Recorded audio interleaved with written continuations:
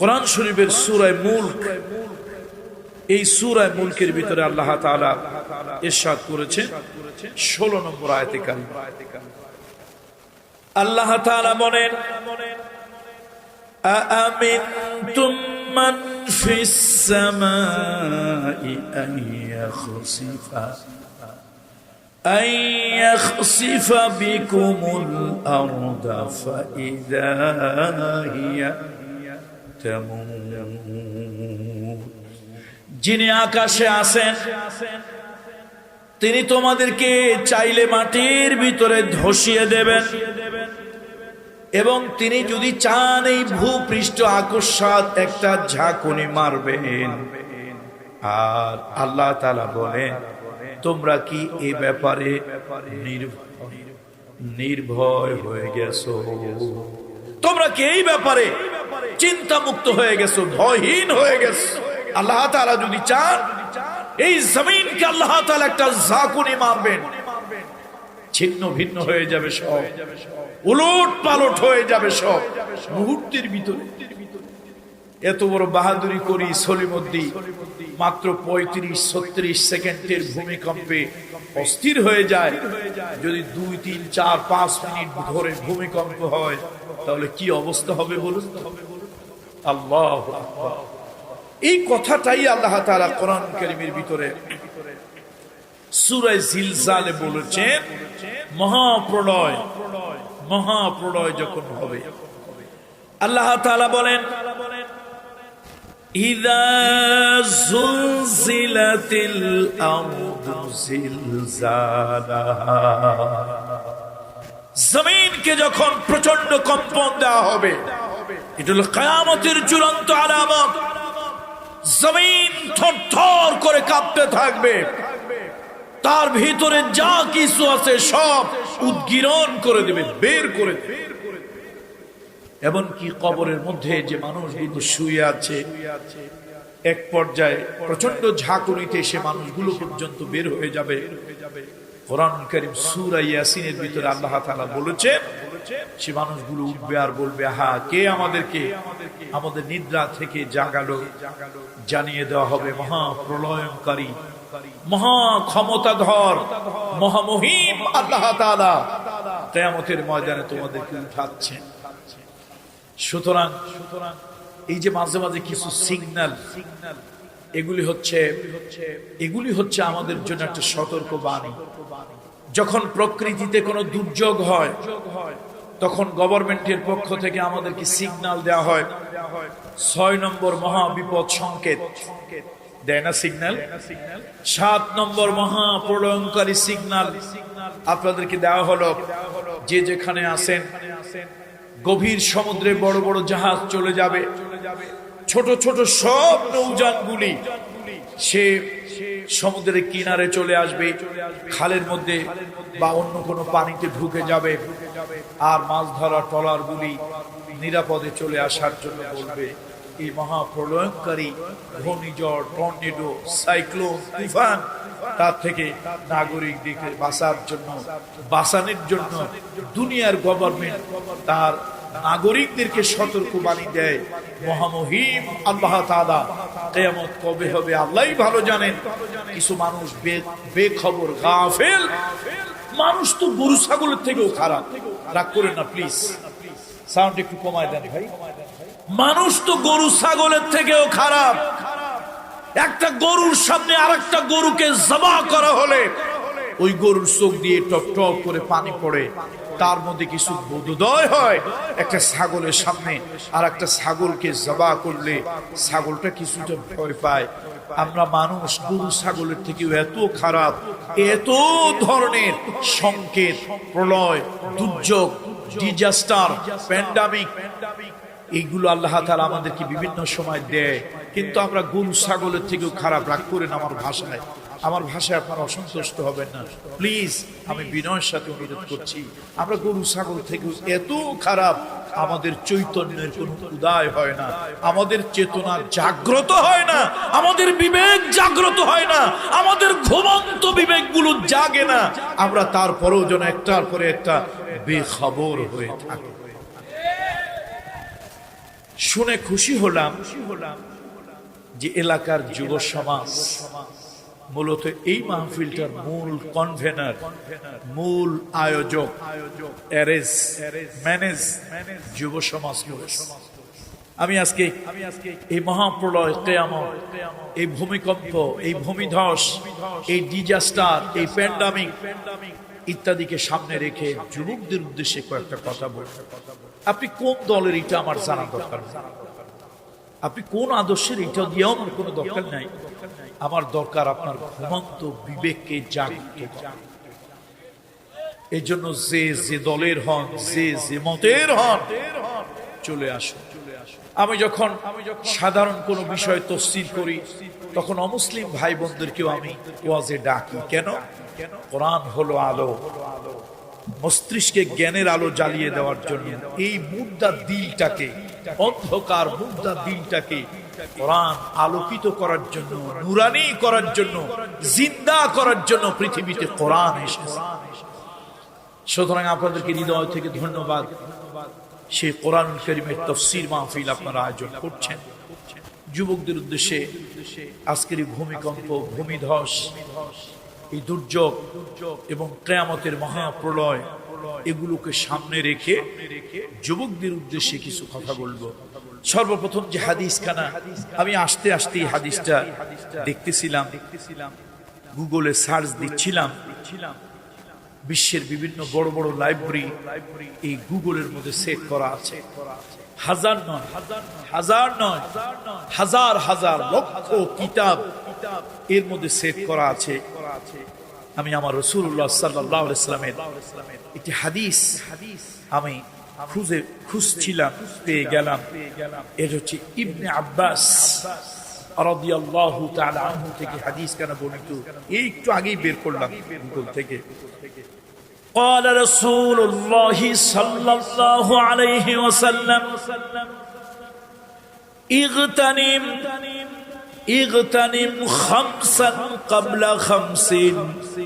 আল্লাহর নবী বলেছেন, বিশ্ব নবী বলেছেন, মানবতার মহান বন্ধু, মানবতার শিক্ষক মুহাম্মদ রাসূলুল্লাহ সাল্লাল্লাহু আলাইহি ওয়াসাল্লাম বলেছেন, পাঁচটা জিনিসকে পাঁচটা জিনিসের পূর্বে মূল্যায়ন করো। পাঁচটা জিনিসকে পাঁচটা জিনিসের আগে দাম দাও, মূল্য দাও। অথবা ব্যাখ্যাটা, অনুবাদটা এইভাবে করতে পারেন, পাঁচটা বিষয়কে গনিমত মনে করো, সুবর্ণ সুযোগ, গোল্ডেন অপরচুনিটি মনে করো। পাঁচটা জিনিস যদি তুমি পাও, এটার মূল্য দাও, এটার কদর দাও, এটার ইজ্জত দাও, এটার যথাযথ দাম দাও। কয় জিনিসে? পাঁচটা জিনিস রাসূলুল্লাহ বলেছেন। এটা বক্তব্য ওয়াজ আমার না, এটা রহমাতুল লিল আলামিন মুহাম্মদ রাসূলুল্লাহ। ইগতানিম খামসান ক্বাবলা খামসিন, পাঁচ জিনিসের পূর্বে পাঁচটা জিনিস বিষয়কে মূল্য দাও। প্রথম হলো শাবাবাকা ক্বাবলা হারামিক, তোমার এই জীবনকে, যৌবনকে তুমি মূল্য দাও। ফোকলা দাঁতে, বোকলা দাঁতে একটা হাসি দিয়ে কয়, নাতি রে, নাতি রে, এই তোর মতো একটা জুয়ান কাল আমার ছিল, তোর মতো একটা যৌবন বয়স আমার ছিল। ওই যৌবনটা যে তোর দাদির নিয়ে কোন সময় কোথায় পার করে হারিয়ে গেল, সেই যৌবনটারে খুঁজতেছি, কিন্তু এত খুঁজলাম যৌবন রে আর খুঁজে পেলাম। কথাটা একটু হাসির মনে হলো। এর যদি রিয়েলিটিটা আমরা রিয়েলাইজ করতে পারি, বাস্তবতাকে যদি উপলব্ধি করতে পারি, এর মধ্যে অনেক কথা লুকিয়ে আছে। আজকে তারুণ্য দেখেন না, গভর্নমেন্ট, সরকার, আচ্ছা আপনাদের নারায়ণগঞ্জ জেলায় কাদেরকে আর্মি, পুলিশ, বিডিআর চাকরি দেয় না সরকার? এই অঞ্চলের এই নারায়ণগঞ্জ জেলার কোন লোক নাই, তো তাদেরকে চাকরি দিছে কিভাবে? সরকার ঘোষণা দিয়েছে আর্মিতে, বিডিআরে, তারপরে হলো এয়ারফোর্সে, নেভিতে, পুলিশে লোক নেওয়া হবে, নিয়োগ দেওয়া হবে। তবে যাদের দাঁত পড়ে গেছে, চোখে কম দেখে, লাঠি ছাড়া হাঁটতে পারে না, এই জাতীয় লোকদেরকে অগ্রাধিকার ভিত্তিতে চাকরি প্রদান করা হবে। এরকম লেখে, এরকম লেখে। তার কারণ বুড়ো হইলে তো দিশ বিষ থাকে না, হাগার জায়গায় প্রস্রাব করে দেয়, প্রস্রাবের জায়গায় বেখেয়ালে হাগিয়ে দেয়। গভর্নমেন্ট এই জাতীয় লোকদেরকে চাকরি দেয় না, কাদেরকে দেয়? ইয়াং এন্ড এনার্জেটিক, উদ্দাম আছে, উচ্ছ্বাস আছে, শক্তি আছে, এরকম লোকদেরকে চাকরি দেয়। যখন সরকার দেখে 60, 62, 65, 63 বছর হয়ে গেছে, এখন লোকটা ভালো করার থেকে হয়তো ক্ষতি করবে, এই কাজ করতে গিয়ে ওই কাজ করে ফেলবে, উল্টা পাল্টা হয়ে যাবে, সরকার চিন্তা করে এখন রাখা লাভের থেকে ক্ষতি। এই জন্য সরকার কি করে, এই হাতে একটা বড় কাগজ ধরায় দেয়, পেনশনের কাগজ, লম্বা একটা সালাম দেয়, সালামু আলাইক, সালামু আলাইক ইয়া আল্লাহ রো ইলাল বাইত। সালাম দিলাম, বাড়ি যাও, এই পেনশনের কাগজ ধরায় দিলাম, এটা নিয়ে যে কয়দিন বাঁচো ব্যাংক থেকে উঠাইয়া উঠাইয়া খাও। কত ঠিক কিনা বলেন? তাহলে সরকার চাকরি কি বুড়া মানুষের দিল না যুবকদেরকে দিল? দিল যুবককে, বাইর করে দিল কখন? বুড়া হইলে। আল্লাহ, এই বার্ধক্য জীবনে আসবে, আসবে। আমার যুবক বন্ধুরা, ইব্রাহিম খলিলুল্লাহ, ও যুবকেরা, ইব্রাহিম খলিলুল্লাহ একজন মাত্র মানুষ, একজন মাত্র ব্যক্তি। ইব্রাহিম নমরুদের বিরুদ্ধে তিনি কথা বলেছেন। একটা প্রতিষ্ঠিত গভর্নমেন্ট, পৃথিবীতে 4টা বাদশাহ, 4 জন বাদশাহ প্রভাবশালী, 4 জন বাদশাহ ছিল শক্তিশালী। তার মধ্যে 2 জন বাদশাহ ছিল মুসলমান আর 2 জন ছিল মুসলিম। এই 2 জনের একজন হলো নমরুদ। তাফসীরে জালালাইন শরীফের সরা হলো কামালাইন। এই কামালাইনের ভিতরে বলা হয়েছে ওই নমরুদের নাম ছিল নমরুদ ইবনে কেনান। ওই বাদশাহ দর্দণ্ড প্রতাপের বাদশাহ, বিরাট ক্ষমতাসীন বাদশাহ, পৃথিবীর বিশাল একটা অংশ শাসন করত। ক্ষমতার চেয়ারে দীর্ঘদিন থাকলে মানুষ একটু স্বৈরাচারী হয়ে যায়, মানুষ একটু ডিক্টেটর হয়ে যায়। নমরুদ নিজেকে অনেক বড় স্বৈরাচারী, নিজেকে অনেক বড় ক্ষমতাসীন মনে করেছিল। সেই নমরুদের সময় একজন মাত্র যুবক, কয়জন?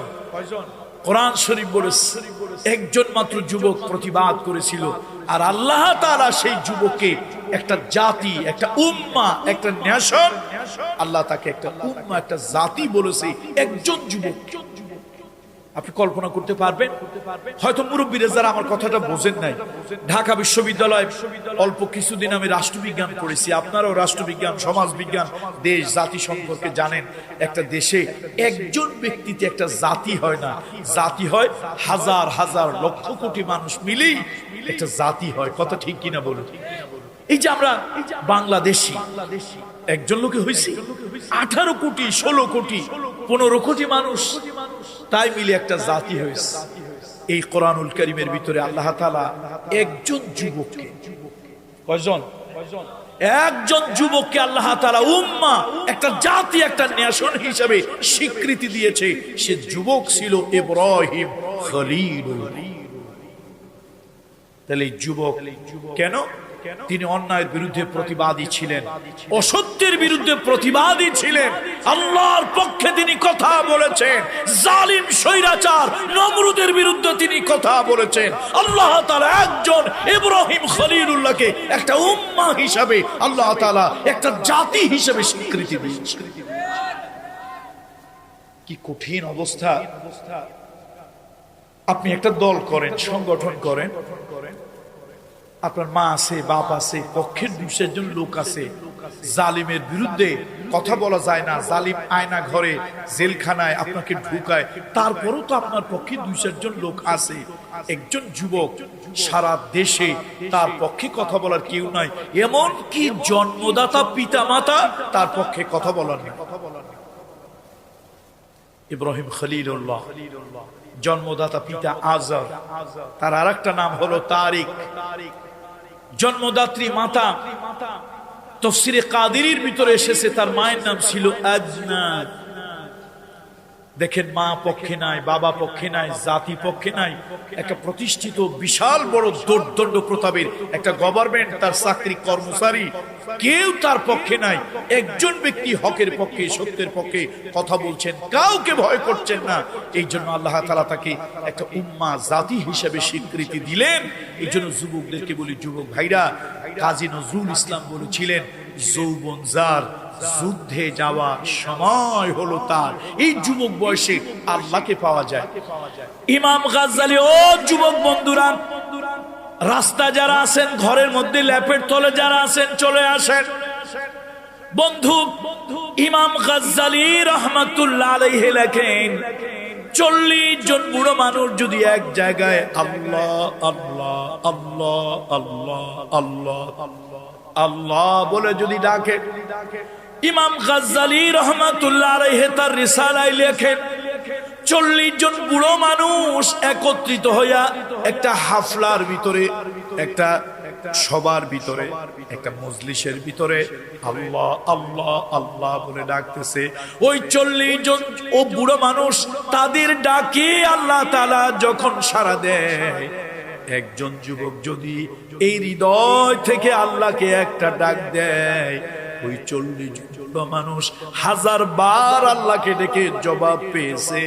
আর ওই যুবক একবার শুধু বের করেছে দিল থেকে আল্লাহ, একবার শুধু দিল থেকে বের করেছে আল্লাহ।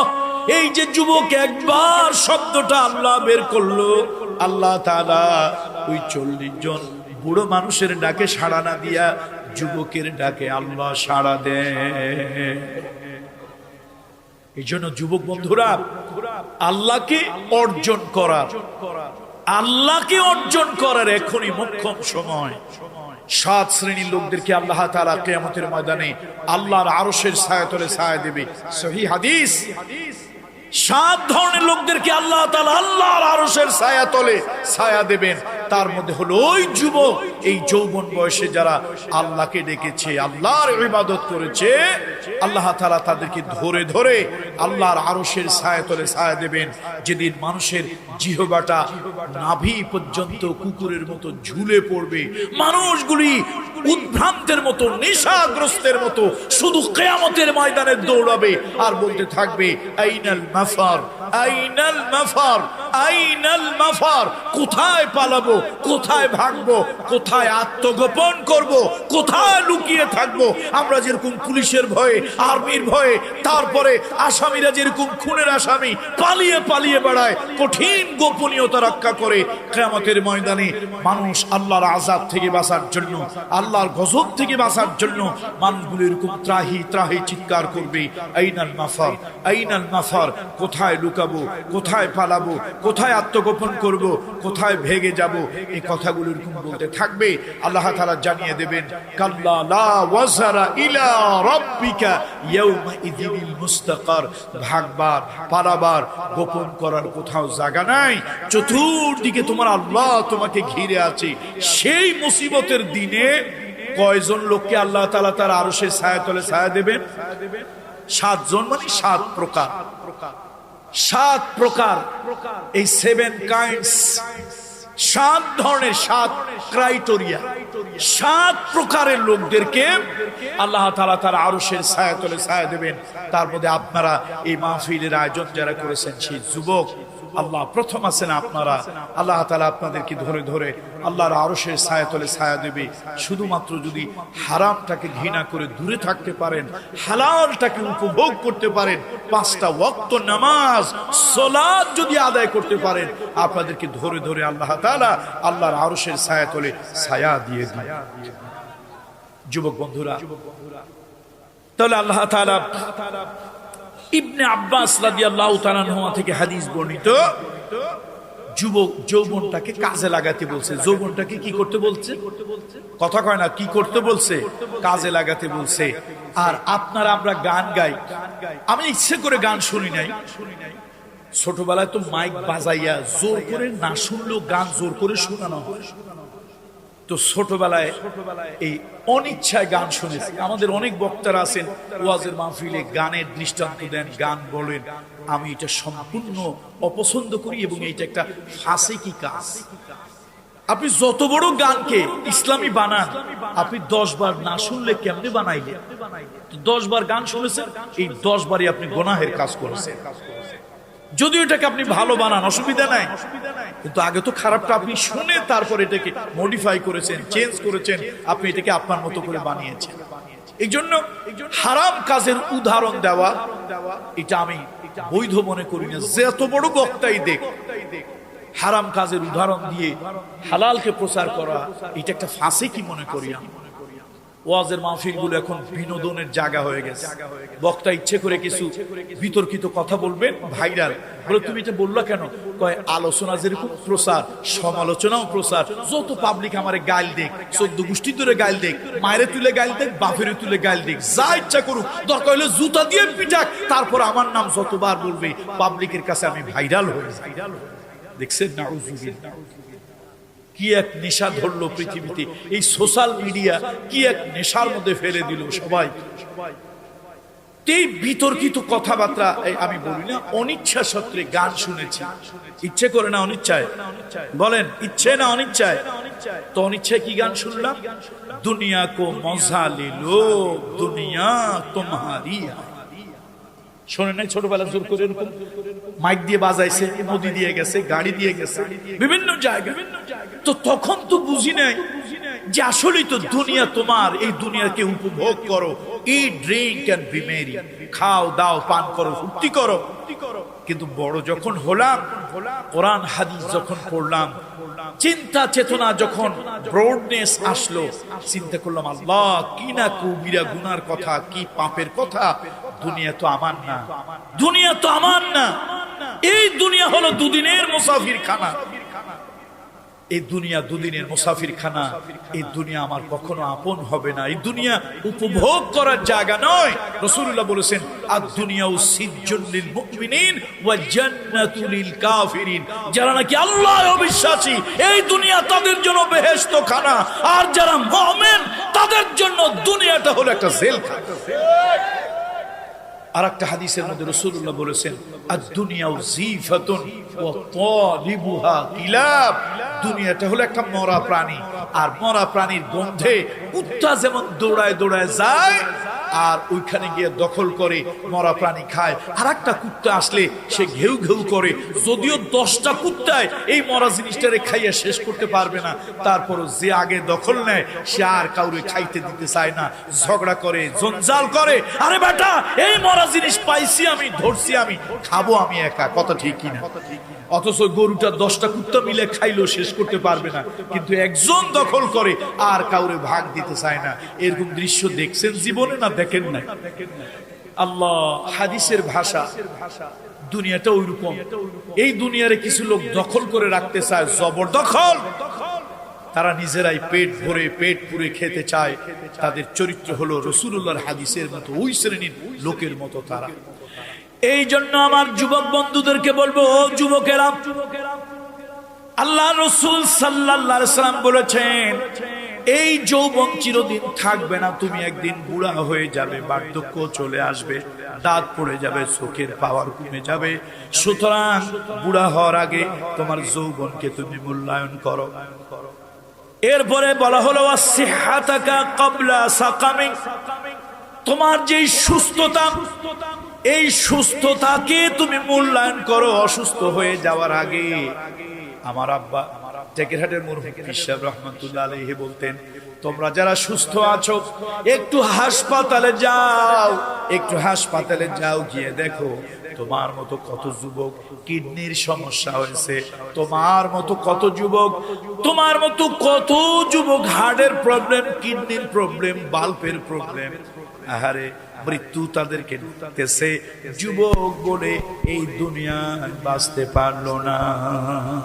আমি যখন ঢাকা বিশ্ববিদ্যালয়ের ছাত্র, অনার্সে বোধহয় ফাইনাল ইয়ারে পড়ি, তখন ওই যে আদমজির উত্তর পাশে জায়গাটা কি মিজমিজি নাকি আচ্ছা তো ছাত্র মানুষ ঢাকা ভার্সিটিতে পড়ি, একটা মাহফিলে আসছে। তো মাহফিলে আসলে নিয়ে গেছে এক ভদ্রলোক তাদের বাড়িতে, রাতের বেলা জোর করে নিয়ে গেছে। বিশাল বাড়ি, অনেকগুলো গাড়ি, ট্রাক, পার্সোনাল গাড়ি, প্রাইভেট গাড়ি, বোঝাই যাচ্ছে অনেক বিত্তশালী। তো আমারে নিয়ে জোর করে নিয়ে গেছে, উদ্দেশ্য আমি বুঝি নাই, নেওয়ার পরে বুঝছি। আমার হাতটা ধরে ঝরঝর করে কেঁদে বলছে, হুজুর এত টাকা পয়সা আল্লাহ তাআলা আমাদেরকে দিয়েছে।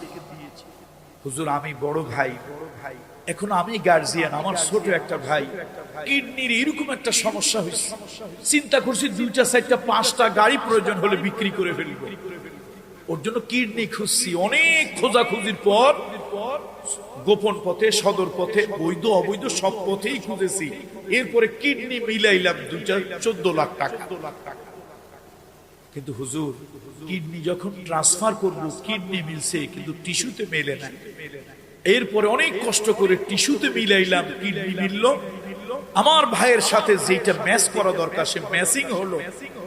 ডাক্তার কয় না, তার শরীরের যে এখন কন্ডিশন, আমাকে বন্ড দিল, আমি এই রোগী এখন ধরতে পারবো না, একটু সুস্থ হোক, এরপরে আমি রোগীর কিডনি ট্রান্সফার করব। হুজুর ভাই তো আমার সুস্থ হয় না, ডাক্তার ট্রান্সফার করে না কিডনি, ভাই তো ক্রমান্বয়ে মৃত্যুর দিকে চলে যাচ্ছে, তরতাজা ভাইটা মরে যাচ্ছে। এই দৃশ্য দেখে হুজুর সহ্য করতে পারতেছি। বিশ্বাস করেন আমার হৃদয়ের মধ্যে ঝড় বইতেছে। কি তরুণ যুবক, টকবকে তারুণ্য আর যৌবনটা শরীরের ভিতরে, সব ঠিক আছে, কিন্তু শরীরের 2টা অর্গান, শরীরের 2টা পার্টসই তো বলে নাকি, শরীরের 2টাই দেহ নামক গাড়ির 2টা মাত্র ছোট্ট ছোট্ট পার্টস অকেজো হয়ে গেছে, ডিজ অর্ডার হয়ে গেছে, বিকল হয়ে গেছে। আল্লাহ বাড়ি আছে, গাড়ি আছে, কিন্তু তার হায়াত কেউ ফিরায় দিতে পারছে না। এর কিছুদিন পরে খোঁজ নিয়ে জানলাম তিনি এই দুনিয়া থেকে চলে গেছেন। ইন্না লিল্লাহি ওয়া ইন্না ইলাইহি রাজিউন। তাহলে কার কখন সুস্থতা আর অসুস্থতা আসে আমরা কেউ জানি না। মুহাম্মদ রাসূলুল্লাহ সাল্লাল্লাহু আলাইহি ওয়াসাল্লাম কি বলেছেন, তুমি এখন সুস্থ আছো, এই সুস্থতাকে নেয়ামত মনে করো। একদিন হয়তো তুমি অসুস্থ হয়ে পড়বে, ওই দিন চাইলেই আর ভালো কাজ করতে পারবে না। অসুস্থ হয়ে গিয়েছো, চাইলেই কোনো ভালো কাজ করতে পারবে না। এখন সুস্থ আছো, তুমি কিছু ভালো কাজ করে নাও। এই জন্য রাসূল সাল্লাল্লাহু আলাইহি ওয়াসাল্লাম বলেছেন, ওয়াসিহহাতাকা ক্বাবলা সাকামিক, তোমার অসুস্থতার পূর্বে সুস্থতাকে মূল্যায়ন করো, কাজে লাগাও, দাম দাও, গনিমত মনে করো। ওয়া গিনাউকা ক্বাবলা ফাকরিক, তোমার বৃত্ত বৈভব, তোমার এই যে প্রাচুর্য, তুমি ধনী।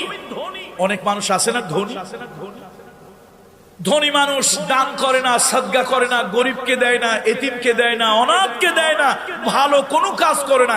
এত কিপটা এই হাতের ফাঁক দিয়ে এক ফোঁটা পানিও পড়ে না। সমাজে এরকম 2-4টা লোক আছে, তবে আপনাদের এলাকায় নাই। এই বখিলগুলি হলো আল্লাহর দুশমন। বলেন এই বখিলগুলো কি? আল্লাহর দুশমন। টাকা পয়সা আছে, দান সাদগা করে না। তোমার এই টাকা যদি একজন কন্যা দায়গ্রস্ত পিতাকে দাও, ও বাবা দোহাই আল্লাহ, দোহাই আল্লাহর মাজারে দেওয়া লাগবে না।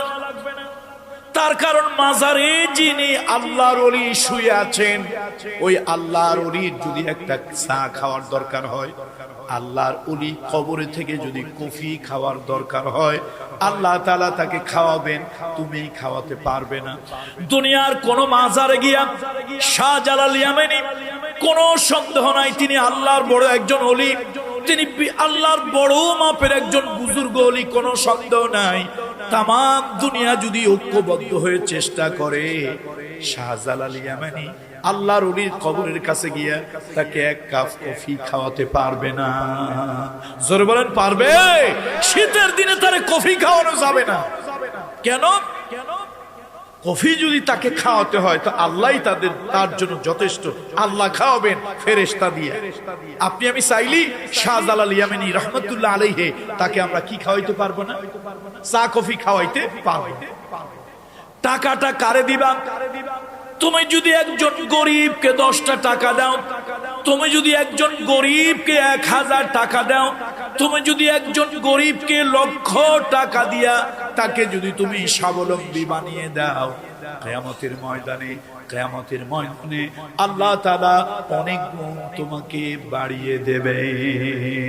কিয়ামতের ময়দানে আল্লাহ বলবেন, হাসরের দিন বলিবেন খোদা, হে আদম সন্তান, তুমি মোরে সেবা করনি, জবে সিনু রোগে অজ্ঞান। মানুষ বলিবে প্রভু সে কাজ কি হয় কবু। ও আল্লাহ, আপনি আহকামুল হাকিমিন, আপনি অসুস্থ ছিলেন, আপনি রোগী ছিলেন, আপনি ঘরের ভিতরে কাতরাচ্ছিলেন, আপনি না খেয়েছিলেন। আল্লাহ, এটা কেমনে সম্ভব? আপনি তো আহকামুল হাকিমিন, সারা দুনিয়াকে আপনি খাবার দেন, সব প্রাণীকে আপনি খাবার দেন, রোগ হইলে রোগ থেকে আপনি মুক্তি দেন, ভালো করেন। ও আল্লাহ, আমার বুঝে আসলো না, আপনি কিয়ামতের ময়দানে বলতেছেন আপনি রোগী হইয়া আমার বাড়ির পাশের ঘরে শুয়েছিলেন, আপনারে আমি চিকিৎসা দেই নাই। আল্লাহ, আমি তো বুঝলাম না, আপনি তো হাকামুল হাকিমিন। কিয়ামতের ময়দানে আল্লাহ ডেকে বলবো, ও বান্দা, আমার একটা বান্দা গরিব মানুষ, টাকা নাই পয়সা নাই, অভাবী মানুষ, রোগের বিছানায় শুয়েছিল, মৃত্যুর যন্ত্রণায় কাতরাচ্ছিল। তুমি যদি আমার ওই বান্দাটাকে একটু সেবা দিতা, টাকা দিতা, তার মুখে যদি একটু খাবার তুলে দিতা, আজকে কিয়ামতের দিন আমি আল্লাহ তাআলা ওই খাবারটা, ওই চিকিৎসাটা, ওই সেবাটা 1,00,000 কোটি গুণ বাড়াইয়া তোমার হাতে ফিরাইয়া দিতা। এই জন্য আসুন, মানুষকে আত্মপীড়িত, বুভুক্ষ, ক্ষুধার্ত মানুষের পিছনে দাঁড়াই, মানুষকে সাহায্য করি। আমি যদি কোনো গরিব অসহায় কোন মানুষকে যদি 10টা টাকা দেই, আল্লাহ লিওয়াজহিল্লাহ, আল্লাহর হস্তে, কিয়ামতের ময়দানে আমার মালিক 1000 গুণ বাড়িয়ে, 1,00,000 কোটি গুণ বাড়িয়ে এটা আবার আমাকে ফিরিয়ে দেবেন। কিন্তু আমরা যারা এই পৃথিবীতে হাজার ধন দৌলতের মালিক, আমরা গরিবকে, অসহায়কে এরকম আমরা কোনো দাম করলাম না। আল্লাহ তাআলা এমন না ফরমান বান্দাকে কিয়ামতের ময়দানে কোনো সহযোগিতা করবে না। এই জন্য রাসূলুল্লাহ সাল্লাল্লাহু আলাইহি ওয়াসাল্লাম বলেছেন, তোমার অর্থ থাকতে টাকা পয়সা কি চিরদিন থাকে? বলেন একটু, থাকে না। নদীর এপার ভাঙে ওপার গড়ে, নদীর এপার ভাঙে ওপার গড়ে, এই তো নদীর খেলা। সকাল বেলায় বাদশা কেহ, ফকির সন্ধ্যা বেলা। কে কখন ধনী হয়ে যায়, কে কখন ধনী হয় কেউ জানি না, কার তকদির কখন খুলে যায় আমরা কেউ বলতে পারি না। সুতরাং আল্লাহ তাআলা যাদের টাকা পয়সা দিয়েছে, গরিবকে দেব, মাদ্রাসায় দেব, মসজিদে দেব। যে বাবা মেয়ে বিবাহ দিতে পারে না টাকার অভাবে, যে মা রাতের বেলা ঘুমাতে পারে না, বিভিন্ন জায়গায় ওয়াজ মাহফিলে যায়, কত মা চিঠি লেখে, হুজুর মাহফিলের ভিতরে একটু দোয়া করবেন, আমার স্বামী নাই, 3টে এতিম কন্যা বিবাহর উপযুক্ত হয়েছে, বিবাহ দিতে পারি না, একটু দোয়া করবেন। দুনিয়ার সবার চোখে ঘুম আসে, রাত্রি যত গভীর হয়, আমি অসহায় মা, আমার চোখে কোনো ঘুম আসে না। যেই মা 3টা বাচ্চা, 3টা মেয়ে, এই 3টা মেয়েকে নিয়ে মা রাতের বেলা ঘুমাতে পারেন না, দুশ্চিন্তা করেন। আর তুমি একটা জানোয়ার, তুমি একটা মানবরূপী ইতর বর্বর জানোয়ার, তুমি ওই মায়ের কন্যা বিবাহ করতে গেলে, আর তুমি গিয়া বললে একটা পালচার মোটরসাইকেল না দিলে এই মেয়ে আমি বিয়ে করব না।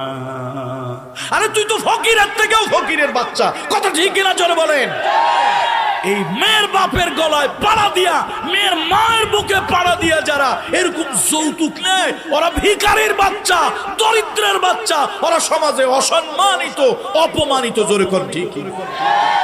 কুত্তার পায়খানা যেরকম হারাম ঘৃণিত, শুয়োরের পায়খানা যেরকম হারাম ঘৃণিত, রুচিহীন, অনুরূপ ভাবে গরিব বাবা মাকে জবরদস্তি করে এরকম যারা যৌতুক আদায় করে নেয়, এরা এই কুত্তা আর শুয়োরের পায়খানা থেকে, এর থেকেও নিকৃষ্ট জিনিস তারা নেয়। কথা ঠিক কিনা বলুন?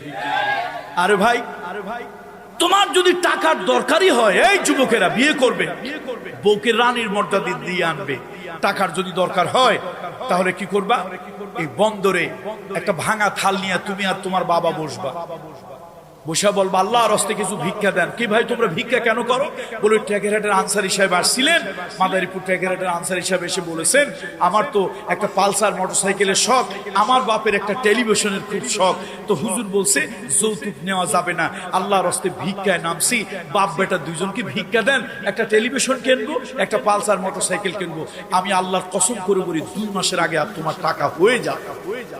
বাপ বেটা, আরে মেয়ের বাপের কাছে গলায় পাড়া দিয়ে ভিক্ষা না করে রাস্তায় বন্দরে খেয়া ঘাটে ভিক্ষা করো, 1000 গুণে ভালো। জোরে বলেন ঠিক কিনা?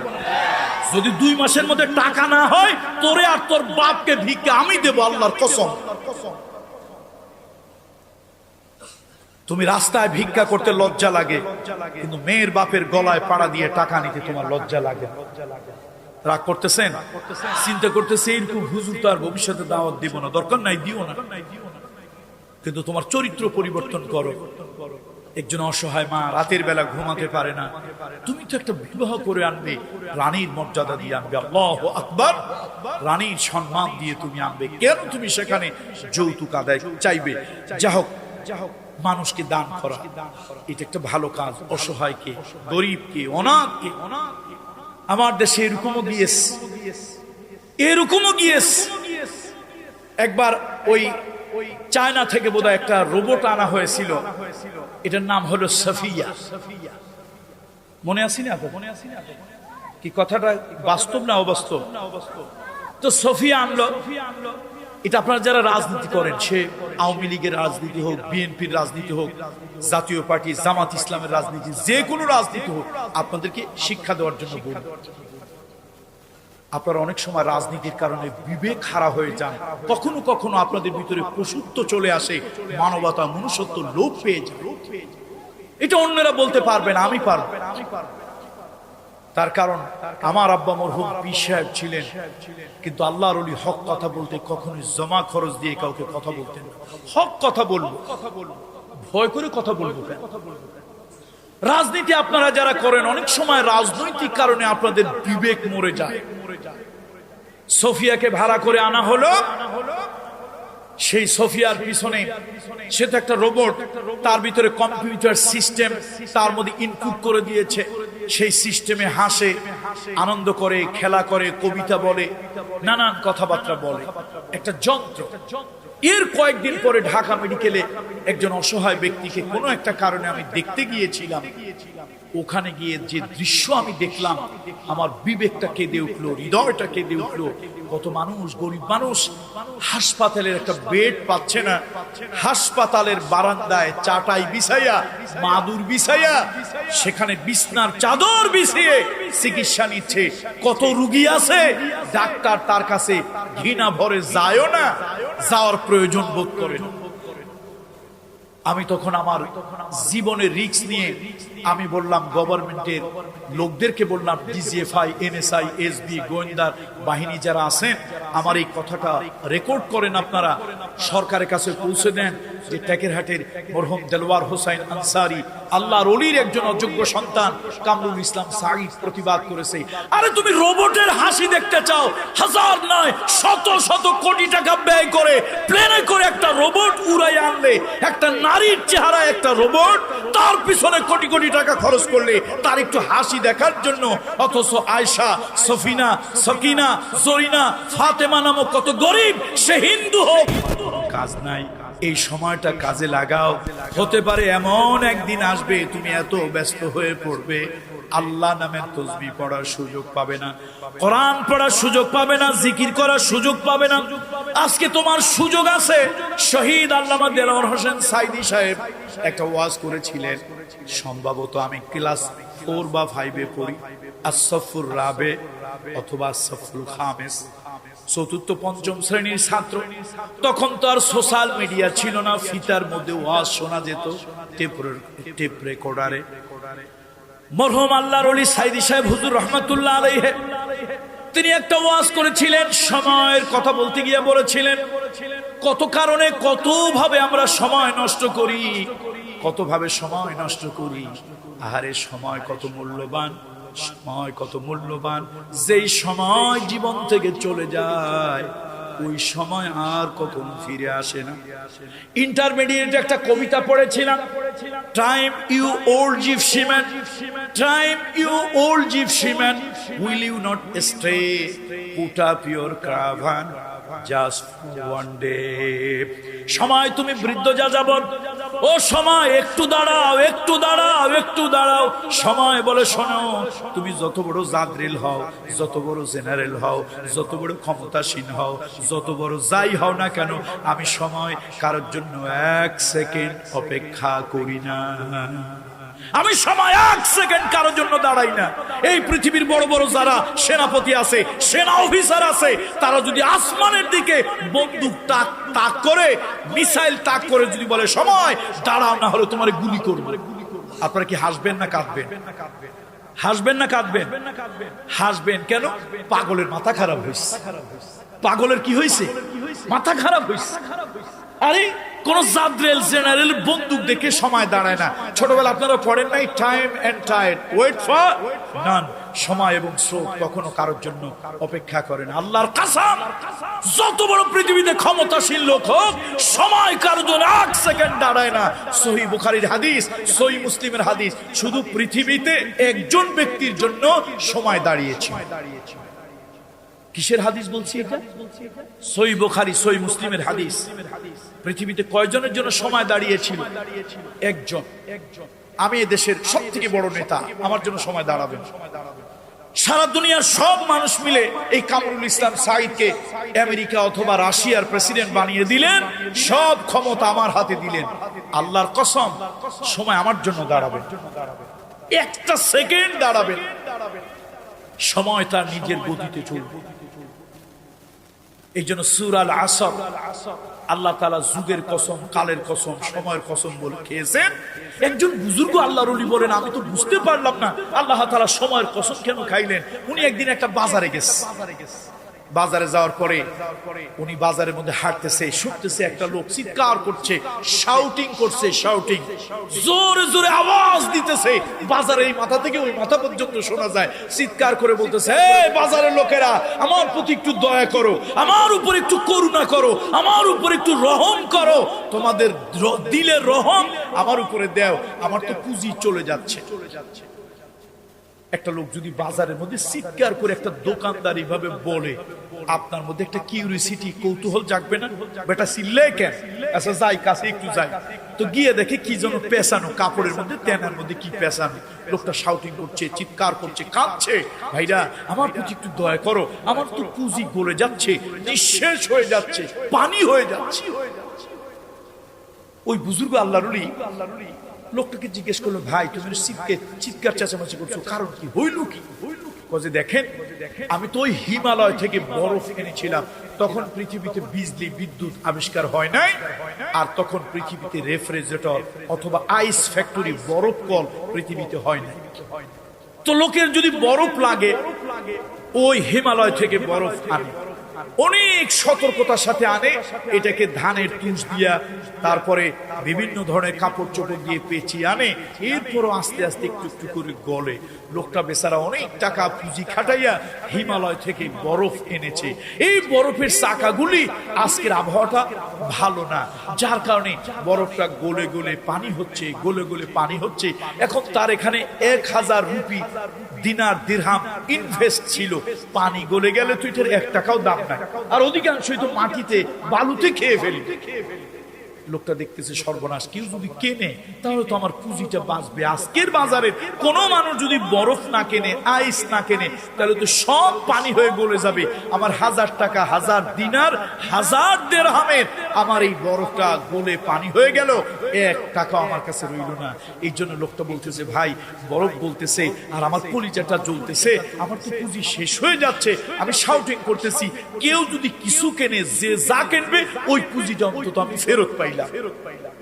আল্লাহর বুজুর্গ দৌড়ায় চলে গেলেন মসজিদে, একটা চিৎকার দিলেন, আল্লাহ বলে একটা জোরে চিৎকার দিলেন এবং সেজদায় পড়ে গেলেন। চোখ থেকে দরদর করে পানি ছেড়ে দিলেন।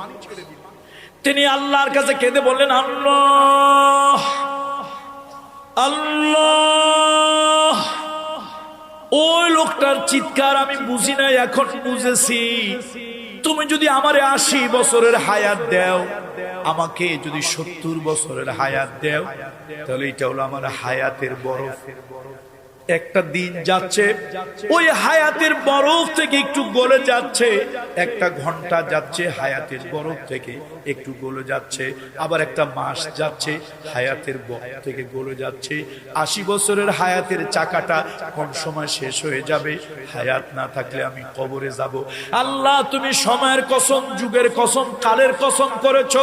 ও আল্লাহ, আমি তো বুঝি না, এবার আমি বুঝেছি। আমার জিন্দেগিটা, হায়াতটা বরফের চাকা। যে সময় চলে যাচ্ছে, যেই সময় চলে যাচ্ছে, ওই সময় আর কখনো ফিরে আসবে না। পৃথিবীতে সময় কয়জনের জন্য দাঁড়াইছিল? কোন নবীর জন্য, কোন অলির জন্য, কোন পীরের জন্য, কোন জাদ্রেল, কোন জেনারেল, কারোর জন্য সময় 1 সেকেন্ড দাঁড়ায় নাই। মুহাম্মদ রাসূলুল্লাহ বলেছেন, শুধু একটা লোকের জন্য সময়টা দাঁড়াইছিল কিছু সময়। ওই ব্যক্তির নাম হযরত ইউশা বিন নুন, সকলে পড়েন আলাইহিস সালাম। তিনি একজন নবী। ইউশা বিন নুন, তার কবর জিয়ারত করার সৌভাগ্য আমার হয়েছে। গত বছরের আগের বছর আমি জর্ডান সফরে গিয়েছিলাম।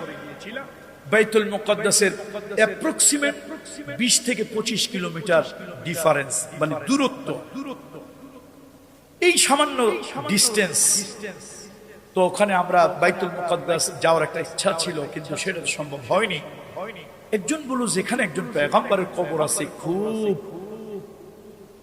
ঐতিহাসিক, তো ইউশা বিন নুন। আর মাথার মধ্যে ধরতেছে না, কই কই কই। হঠাৎ মনে পড়ে গেল, ও আচ্ছা, মুসা আলাইহিস সালাম আল্লাহ তাআলার কাছে জ্ঞান সম্পর্কে কিছু জানতে চাইলেন। আল্লাহ তাআলা মুসা আলাইহিস সালামকে বলেন, মুসা, তোমার আমি জ্ঞান শিক্ষা দেব একজন ব্যক্তির কাছ থেকে। তার নাম হলো খিজির আলাইহিস সালাম। নাম কি তার? খিজির আলাইহিস সালাতু ওয়াস সালাম মুসা আলাইহিস সালামকে আল্লাহ তাআলা তার থেকে কিছু জ্ঞান শিক্ষা দেবেন। অর্থাৎ এই জ্ঞান শেখার ক্ষেত্রে খিজির আলাইহিস সালাম হবেন উস্তাদ, মুসা আলাইহিস সালাম হবেন ছাত্র, শাগরিদ। এখন মুসা আলাইহিস সালামকে আল্লাহ, তার সাথে আমি দেখা করতে যাব কিভাবে? আল্লাহকে ব্যবস্থা আমি করে দেব। শোনো, আমি আল্লাহ কিছু কাজ কারবার মাঝে মাঝে উল্টা করি পাবলিকরে বোঝানোর জন্য। দুনিয়ায় জেতা জিনিস, তাজা জিনিস সবাই পথ দেখায়। আমি আল্লাহ চিন্তা করছি তোমার একটা মরা জিনিস দিয়ে পথ দেখাবো, পৃথিবীতে এটা যেন ইতিহাসে লেখা থাকে। আমি আল্লাহ একটা ভাজা মাছ দিয়ে তোমার পথ দেখাবো, জাতা মাছ, তাজা মাছ, পশু পাখি, মানুষ দিয়ে নয়, তোমার পথ দেখাবো একটা ভাজা মাছ দিয়ে। তো মাছ একটা ধরো, ভাজি করো। এই মাছ নিয়ে রওনা হও, সমুদ্রের পাড়ে চলতে থাকো। মাছ যেখানে জিন্দা হইয়া লাফ দিয়া সমুদ্রে পড়বে, ওর পিছনে দৌড়াবা, রাস্তা একটা পেয়ে যাবা।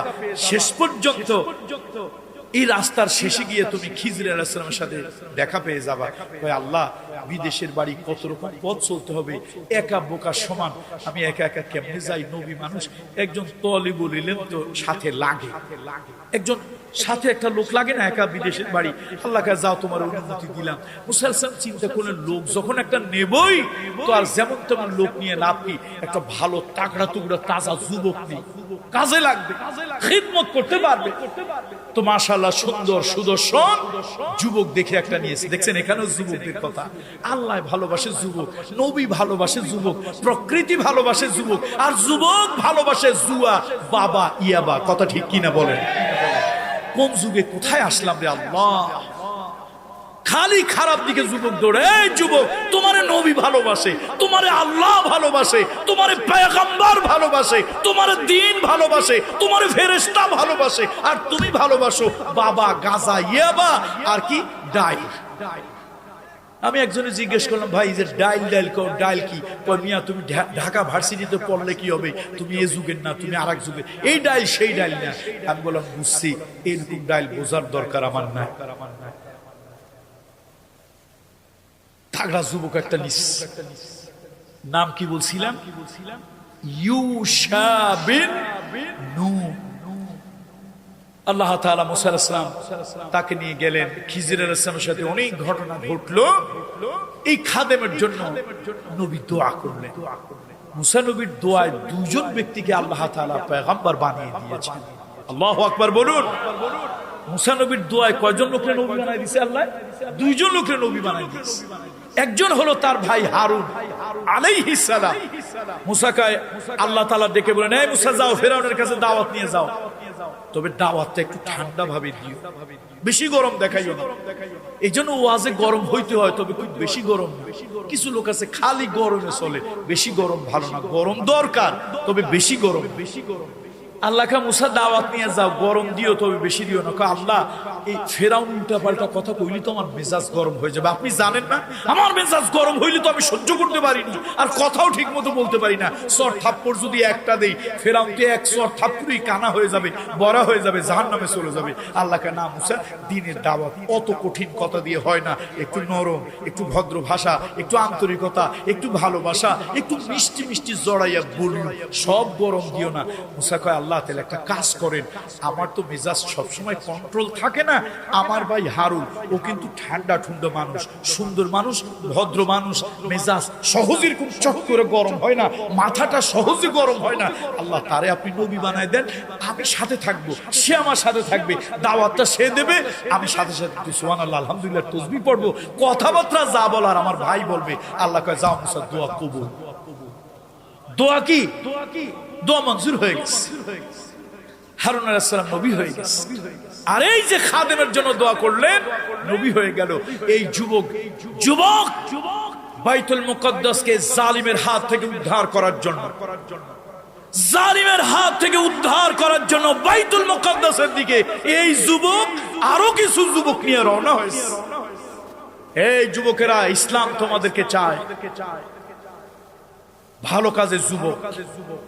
আমার যুব সমাজ যদি ভালো হয়, তারা যদি গরিব, অনাথ, এতিম, কন্যা দায়গ্রস্ত পিতা মাতার দিকে খেয়াল করে, সমাজে যদি তারা গরিব মানুষকে চিকিৎসা দেয়, সমাজটা ভালো বানাতে চায়, গরিব মানুষকে ঈদ সামগ্রী দেয়, বছরে একটা মাহফিল দেয়, তারপরে সমাজে যেন কোনো জুয়া না চলে, অনাচার, অবিচার, পাপাচার না চলে, কোনো বাবা মায়ের সুন্দরী রমণীকে কেউ যেন ইপটিজিং করতে না পারে, এই মহল্লার ভিতরে কোনো পোলাপান যেন গার্লস স্কুল, গার্লস মাদ্রাসার সামনে এতিমের মতো যেন খাড়ায় থাকতে না পারে।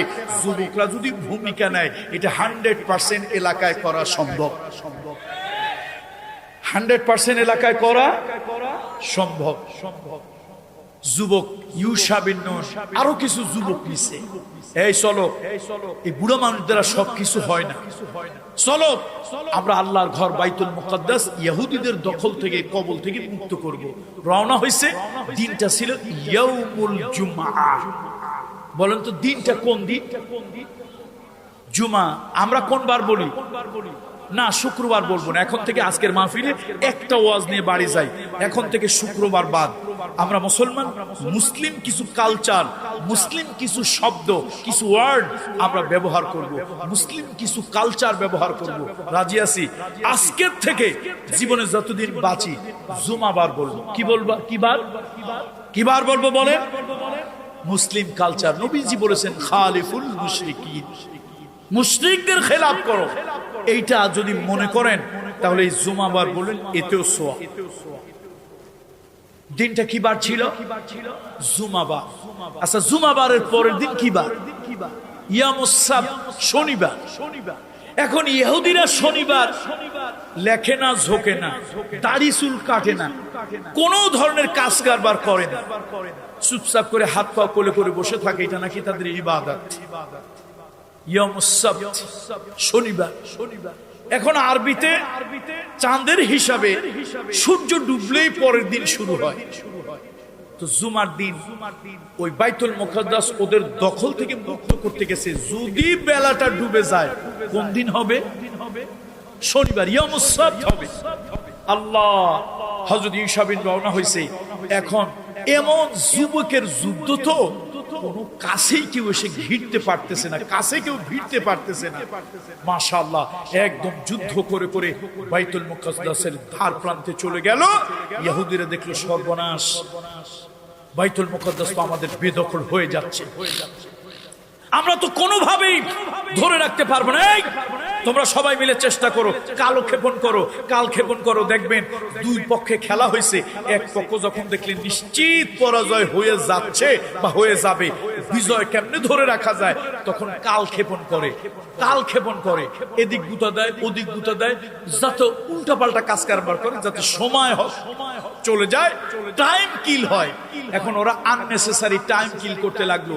ইউশা বিন নুন বুঝে ফেললেন ওদের তো উদ্দেশ্য ভালো না, যদি আস্তে আস্তে এরকম চলতে থাকে আর বেলাটা যদি ডুবে যায়, তাহলেই তো ওরা উঠে বলবে, এই তোমরা যদি আল্লাহকে বিশ্বাস করো, আখেরাতে বিশ্বাস করো, পয়গম্বরে বিশ্বাস করো, শনিবার শুরু হয়ে গেছে, এখন যুদ্ধ চলবে না, বন্ধ। তো তারা আল্লাহর কথা শুনলে, আল্লাহর দোহাই দিলে বন্ধ হবে। এই ফাঁকে আমরা দৌড়ায় যাবো গ্রামে, যত যুবক আছে 14 গোষ্ঠী 14 গ্রামের সব আনবো, ওরা তো বুঝবে না, অস্ত্র সব এক জায়গায় করবো। এরপরে পরের দিন দিব একটা ধাওয়া, রবিবার দিন ইয়াউমুল আহাদ একটা ধাওয়া দেবো, এক ধাওয়া শেষ। আমরা যে শনিবার ভিতরে কি করছি তা কিন্তু তারা বোঝে না। ইউশা বিন নুন যুবক মানুষ তো বুঝে ফেলছে, সব বুঝে ফেলছে। ইউশা বিন নুন তার সঙ্গীদেরকে ডেকে বলল, শোনো ভাই, যা করার সেমিফাইনাল ফাইনাল খেলা আজকেই খেলতে হবে। আজকে খেলা সেমিফাইনাল আর ফাইনাল আজকেই খেলতে হবে। সূর্য ডোবার আগেই আমরা যে কোনো ভাবে বাইতুল মুকদ্দাস ওদের দখল থেকে আমরা নিয়ে নেব। সবাই বলতেছে পারবো না, অল্প সময় আছে, সূর্য তো ডুবে যাবে কিছুক্ষণ পর। ইউশা বিন নুন আল্লাহর কাছে হাত তুলেন, এ মালিক, আরশের মালিক, সময়ের গতি পৃথিবী কারোর জন্য 1 সেকেন্ড দাঁড়ায় নাই। পৃথিবীতে জাদ্রেল, জেনারেল, সেনাপতি, পৃথিবীর বাদশা যত বড় ক্ষমতাসীন হোক, এই সময়কে 1 সেকেন্ড কেউ ধরে রাখতে পারে নাই, কেউ আটকাতে পারে নাই। মালিক, আপনি যদি চান আমাদের জন্য সময়ের গতিটা একটু আটকায় দিয়েন। রাসূলুল্লাহ সাল্লাল্লাহু আলাইহি ওয়াসাল্লাম বলেছেন, মুহাম্মদ রাসূলুল্লাহ বলেছেন, সহিহ বুখারী সহিহ মুসলিমের হাদিস, আল্লাহ নবী বলেছেন, আল্লাহ তাআলা ইউশা বিন নুনের জন্য সূর্যকে হুকুম দিলেন, এই সূর্য যেখানে আছো সেখানে স্তব্ধ হয়ে যাও। আল্লাহ তাআলা হুকুম দিলেন, সময়ের গতি তুমি স্তব্ধ হয়ে যাও। সময়ের গতি স্তব্ধ হয়ে গেল। এখন ইহুদিরা কয়, কি রে, বেলাও ঢলে না, বেলাও ডুবে, ব্যাপারটা কি, কোন জায়গায় কোন কিছু হইল? নিশ্চয় এটা এই পয়গম্বরের দোষ। আমাদের দেশে কিছু লোক আছে, যা কিছু হোক সব দোষ হুজুর দোষ।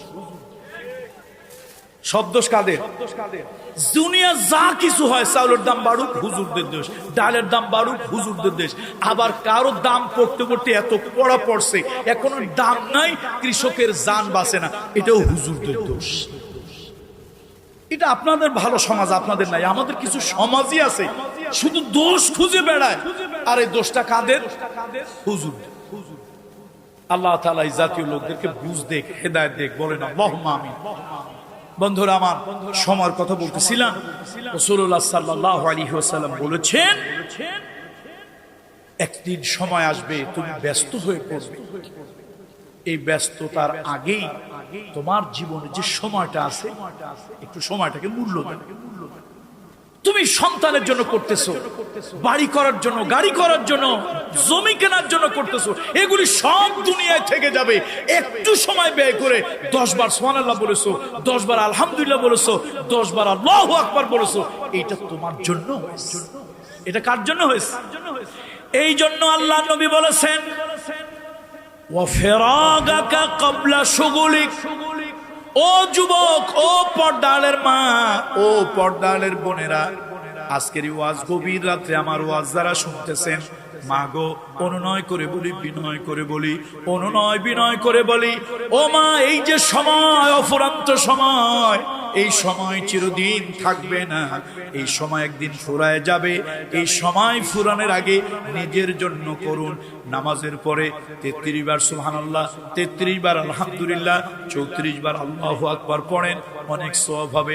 জুমার দিনে সূরা পড়েন, অন্যান্য দিনে এক এক দিনে এক একটা সূরা পড়েন, কোরআন শরীফ তেলাওয়াত করেন।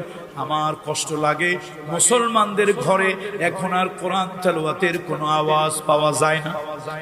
এখনো একজন হিন্দুর ঘরে, সনাতনী ধর্মাবলম্বী, এখনো তার ঘরের ভিতরে সন্ধ্যাবেলায় তার ঠাকুর ঘরে উলুধ্বনি শোনা যায়।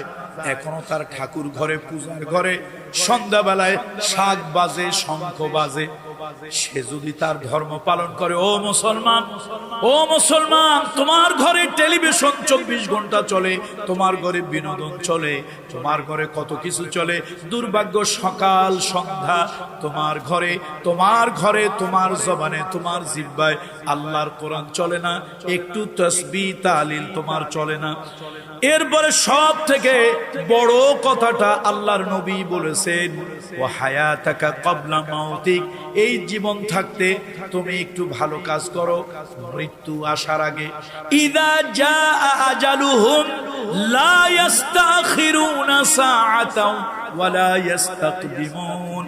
তোমার মৃত্যু কখন আসবে তুমি জানো না, মৃত্যু আসার আগে হায়াতটাকে কাজে লাগাও, মৃত্যু আসার আগে হায়াতটাকে কাজে লাগাও। মৃত্যু তোমার যখন আসবে, হাজারো চেষ্টা করো, তুমি আর কোনো ভালো কাজ করতে পারবে না। মৃত্যু আসবে কখন, কার কার কাছে জানা আছে একটু বলেন তো, একটু আওয়াজ দিয়ে বলেন কার কার জানা আছে। এই আপনারা যারা ফেসবুক চালান, সোশ্যাল মিডিয়া চালান, আছেন না এখানে? আরে কথা কয় না, আছে না নাই? এখন তো মাশাআল্লাহ, কার কার নাই ওইটা বললে হয়। বুড়া মানুষও যুবকের ছবি একটা দিয়ে ফেসবুক চালায়, কত কিছু করে। কোন রঙের দুনিয়া আসলাম রে আল্লাহ। আপনারা যারা সোশ্যাল মিডিয়া চালান তারা জানেন, ইন্দোনেশিয়ায় একজন কারি ছিলেন, কারির নামটা আমি ভুলে গেলাম, কারো নাম মনে করে থাকলে একটু আমাকে স্মরণ করে, কি জাফর যেন তার নামটা ছিল। ইন্দোনেশিয়ায় সম্ভবত একটা গভর্নমেন্টের কোন একটা প্রোগ্রাম হবে, সরকারি কোন একটা অনুষ্ঠান প্রোগ্রাম, সেই প্রোগ্রামের ভিতরে হাজার হাজার মানুষ, এমনকি সরকারি প্রোগ্রাম, সেখানে সরকারি পুলিশ আছে, বিভিন্ন বাহিনীর লোকজন আছে। তো কোরআন তেলাওয়াত দিয়ে অনুষ্ঠানটা শুরু হবে। শুনতেছেন আপনারা আমার কথা? কোন দেশের কথা বলতেছি? ইন্দোনেশিয়া। এটা ব্রডকাস্ট চলতেছে, বিভিন্ন টেলিভিশন চ্যানেলের ক্যামেরা সেট করা ব্রডকাস্ট চলতেছে, অর্থাৎ লাইভ প্রোগ্রাম চলতেছে। এমন সময় কোরআন তেলাওয়াত দিয়ে উদ্বোধন হবে, আর কারীদের ভিতরে যিনি শায়েখ, যিনি মুরব্বী, সেই বয়স্ক কারীকে সম্মানজনক ভাবে তাকে দেওয়া হলো, তিনি কোরআন শরীফ তেলাওয়াতের মাধ্যমে অনুষ্ঠান শুরু হবে। আল্লাহ, কোটি কোটি মানুষ দেখে, এই দৃশ্য দেখে কেঁদেছে, আমিও চোখের পানি ধরে রাখতে পারি নাই। আল্লাহ, কি জাফর যেন ওনার নাম, এরকম নামটা আমার খেয়াল আসতেছে না। উনি শুরু করলেন তেলাওয়াত, সরকারি প্রোগ্রাম। এই যে আমার দিকে যেরকম আপনাদের ক্যামেরাগুলো তাকিয়ে আছে, সরকারি প্রোগ্রাম চ্যানেলের এরকম ক্যামেরাগুলো তাকিয়ে আছে, হাজার হাজার সরকারি বেসরকারি মানুষ দেখতেছে। উনি তেলাওয়াত করলেন 29 পারার প্রথম সূরা, সম্ভবত 67 নম্বর সূরা, সূরা মুলক। উনি শুরু করলেন তেলাওয়াত, তাবারাকাল্লাযী বিয়াদিহিল মুলক ওয়া হুয়া আলা কুল্লি শাইইন কাদির। অতীব বরকতময় সেই মহান প্রভু, যার হাতে রাজ্য, সাম্রাজ্য, সকল ক্ষমতা, অতীব বরকতময় মহান সেই সত্তার হাতে। আল্লাযী খালাকাল মাউত ওয়াল হায়াত, যিনি সৃষ্টি করেছেন মৃত্যু এবং জীবন, লিয়াবলুয়াকুম, তোমাদেরকে পরীক্ষা করার জন্য উনি ঢুলতেছেন। তো হাবেশ সাহেবরা যেরকম ওই যে তারাবির নামাজ পড়তে গিয়ে কোনো হাবেশ সাহেব যদি ভুলে যায়, সে আবার কি করে, পিছনের আয়াত থেকে আবার পড়ে। এটা তার জেহেনে, তার মেমোরিতে চলে আসে। তো সবাই মনে করতেছে বোধহয় ভুলে গেছে, এই জন্য আবার পিছন থেকে পড়তেছে, আল্লাযী খালাকাল মাউত ওয়াল হায়াত লিয়াবলুয়াকুম আইয়ুকুম আহসানু আমালা, তোমাদেরকে পরীক্ষা করার জন্য আমি মৃত্যু বানিয়েছি, জীবন বানিয়েছি, কে তোমরা ভালো কাজ করো, আমি আল্লাহ তো কিয়ামতে ভালো আর মন্দের জাযা, পুরস্কার তো দেব। এ কথা বলতেছেন, হঠাৎ উনি ঢলে পড়লেন। তাড়াতাড়ি করে ওই নার্সেরা আসলো, তাকে তাড়াতাড়ি করে স্ট্রেচারে করে নিয়ে যাওয়া হলো। এরপরে তার পালস টালস দেখে সবার মুখখানা মলিন, অলরেডি হি হ্যাজ গান। আল্লাহর এই বুজুর্গ ব্যক্তি, এই বান্দা চলে গেছে, দুনিয়া থেকে বিদায় হয়ে গেছে। আমি আমার নিজের একটা জীবনের ঘটনা, ঢাকা বিশ্ববিদ্যালয়ে আমি তখন অনার্স ফাইনাল ইয়ারের ছাত্র। এই আমার বিশ্ববিদ্যালয় থেকে খুব কাছে একটা জায়গা, রমনার বটমূলে সেটা বোধহয় পহেলা বৈশাখের একটা অনুষ্ঠান হচ্ছিল, বৈশাখী মেলা। সেখানে কিছু লোকেরা গান গাইতেছিল, সম্ভবত আমার যতটুকু মনে পড়ে শিল্পকলা একাডেমি তাদের উদ্যোগে অনুষ্ঠানটা হচ্ছিল। বাংলাদেশে একজন শিল্পী ছিলেন, ওদের ভাষায় তারা বলে, আমরা এটা বিশ্বাস করি না, তারা বলে মরমী গায়ক, আধ্যাত্মিক গায়ক। তার নাম ছিল ফিরোজ শাহী। নাম কি? ফিরোজ শাহী। ফিরোজ শাহী বৈশাখী মেলায় সরকারি অনুষ্ঠান গান গাইতে উঠছে। দেখেন অনুষ্ঠানে এরকম গান গাইতেছে স্টেজে। গানটা কি ছিল? এক মুহূর্তের নাই ভরসা, সাঙ্গ হবে রং তামাশা। কি গানটা মর্মস্পর্শী না? হৃদয় ছুঁয়ে যায় না? গান গাইতেছে, এক মুহূর্তের নাই ভরসা, সাঙ্গ হবে রং তামাশা। এই গানের মধ্যে তিনি তাল ছন্দ যেন ঠিক মিলাতে পারছিলেন না। তারপরে কোন মতে গানটা শেষ করে নামলেন। এই পর্দাটা, পিছনের পর্দার পাশেই ড্রেসিং রুম, যেখান থেকে শিল্পীরা makeup, get up, set up নিয়ে এই পারফর্ম করে এই স্টেজে, সেখানে গেলেন। টান টান করে শোয়ানো হলো। তখন পিজি হাসপাতাল, এখন যেটার নাম বঙ্গবন্ধু মেডিকেল বিশ্ববিদ্যালয়, তখন আমাদের সময়টার নাম ছিল পিজি হাসপাতাল। এই পিজি হাসপাতাল থেকে অ্যাম্বুলেন্স আনা হলো as early as possible, as soon as possible. ওই অ্যাম্বুলেন্সে তাকে শোয়ানো হলো, ইমার্জেন্সি ওয়ার্ডে নিয়ে যাওয়া হলো। ডাক্তারেরা দেখে এরকম কোনো তাদের মধ্যে দৌড়ঝাঁপ নাই, এরকম কোনো চাঞ্চল্য নাই, তাড়াতাড়ি চিকিৎসা দাও, তাড়াতাড়ি বাঁচাও, এই করো সেই করো ইত্যাদি ইত্যাদি, এতটা প্রাণ চাঞ্চল্যতার ভাব নাই। ভক্তরা খেপে যাচ্ছিল। ডাক্তারদের জিজ্ঞেস করলো এরকম কেন? ডাক্তারেরা মুখ মলিন করে বলল, আমাদের পরীক্ষা নিরীক্ষায় তিনি বেঁচে নাই, তিনি দুনিয়া থেকে বিদায় হয়ে গেছে। চিন্তা করছে? তাহলে ও যুবক ভাই, মুরব্বী বাবাজিরা, পর্দালের মায়েরা, বোনেরা, আপনারা যাবেন না, অল্প সময়ের মধ্যে আমরা মোনাজাত করে দেব। একটু দুই একটা কথা বলি, শেষ করে দেব। তাহলে রাসূলুল্লাহ কি বললেন? রাসূলুল্লাহ বললেন, আল্লাহর হাবিব বললেন, হায়াত আছে পৃথিবীতে। আচ্ছা, আপনারা এখানে আমার দাওয়াত দিয়ে ওয়াজ এই মঞ্চে আনছেন কেন বলেন? ওয়াজ শোনাইতে আনছেন না তো? হায়াত আছে বলেই তো আমার আনছেন। হায়াত জান না এরকম কোন মানুষ আপনারা আনছেন? আনবেন। যত বড় বক্তা হোক, এই সারা দুনিয়ার শ্রেষ্ঠ বক্তা, তারেও আপনারা আনবেন না কেন? তার হায়াত নাই। হায়াত থাকলে মানুষ মানুষকে আনে। হায়াত আছে বলে আমি মেম্বার, হায়াত আছে বলে আমি চেয়ারম্যান, হায়াত আছে বলে আমি এমপি, হায়াত আছে বলে আমি মন্ত্রী। হায়াত যদি না থাকে, আমার নাম হবে লাশ। লাশ, সেই লাশ। এই লাশ কোনো কাজে লাগবে না, পচে যাবে, গলে যাবে। সুতরাং দুনিয়ার মানুষ যত দ্রুত সম্ভব এই লাশটাকে কবরে দেবে। আমি মা এবং বন্ধুর উদ্দেশ্যে এক মিনিট একটু কথা বলতে চাই। মা গো, আপনি যেদিন স্বামীর ঘরে আসলেন, মা ও মা, আপনি যেদিন স্বামীর ঘরে আসলেন, সেদিন আপনাকে লাল চুড়ি, লাল শাড়ি, লাল ফিতা পরিয়ে স্বামীর ঘরে আনা হয়েছিল। কেউ আসছিল পালকিতে, আর কেউ আসছিল সাজানো প্রাইভেট মাইক্রোতে, বাসে, প্রাইভেট কারে। কথা ঠিক কিনা? আমি একটা দুইটা মিনিট মায়েদের উদ্দেশ্যে বলবো, মহিলারা, আমার মায়েরা, আমার কলিজার টুকরা মেয়েরা, মাগো, তোমার যেদিন বিয়ে হলো, তুমি যেদিন স্বামীর ঘরে আসলে, ওই দিন তোমার পরনে ছিল লাল শাড়ি, লাল চুড়ি, লাল ফিতা। সকলে আনন্দ করেছিল, হাসি তামাশা করেছিল, ফুলে মেতেছিল। মা, তোমাকে স্বামীর ঘরে আনা হলো, একটা বাসর ঘরে ঢুকানো হলো। ওগো মা, একদিন তুমি জগৎ স্বামীর ঘরে রওনা হবে। মা গো, ওই দিন তোমার গোসল দেওয়া হবে মশারি টানায়া। ওই দিন গোসল দিয়া 5 টুকরা কাপড় পরানো হবে। তোমারে 3 বান্দের আসামি বানানো হবে। পায়ের দিকে বাঁধ দেওয়া হবে, মাথার দিকে বাঁধ দেওয়া হবে, সিনা বরাবর বাঁধ দেওয়া হবে। ওগো মা, আজকে কোনো প্রাইভেট কার সাজানো হবে না। ওগো মা, আজকে কোনো পালকি সাজানো হবে না। মসজিদের খাট তোমার পালকি হবে। ওই মসজিদের খাট নামক পালকিতে তোমাকে শোয়ানো হবে। ওই মসজিদের খাট নামক পালকিতে শোয়াইয়া তোমার এমন একটা বাসর ঘরে চালান দেবে, এই দুনিয়ায় জেলখানায় গেলে, এই দুনিয়ায় জেলের ভিতরে গেলে ওই মানুষটার জামিন পাওয়ার, ছাড়া পাওয়ার সম্ভাবনা আছে।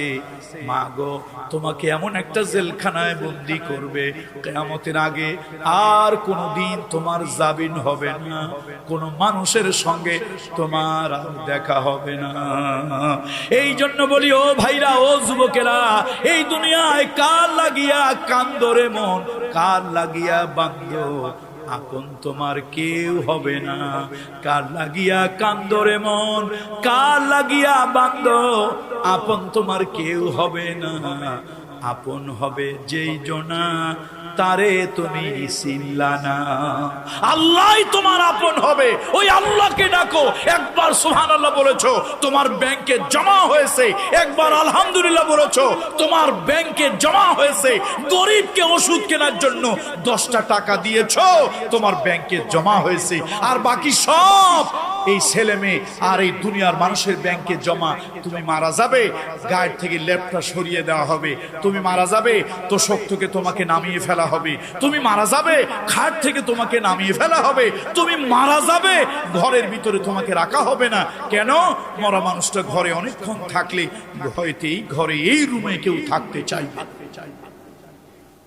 এই জন্য কাদের জন্য কি করি? আসুন রাসূলুল্লাহ সাল্লাল্লাহু আলাইহি ওয়াসাল্লামের এই 5টা হাদিস, আরো কথা ছিল, অনেক কথা, অনেক দূর চলে গেছি। আমি যেটা বলছিলাম, সেই সূরা জিলজাল, আজকের ভূমিকম্প, আজকের ভূমিকম্প আমাদেরকে অনেক কিছু স্মরণ করিয়ে দিল।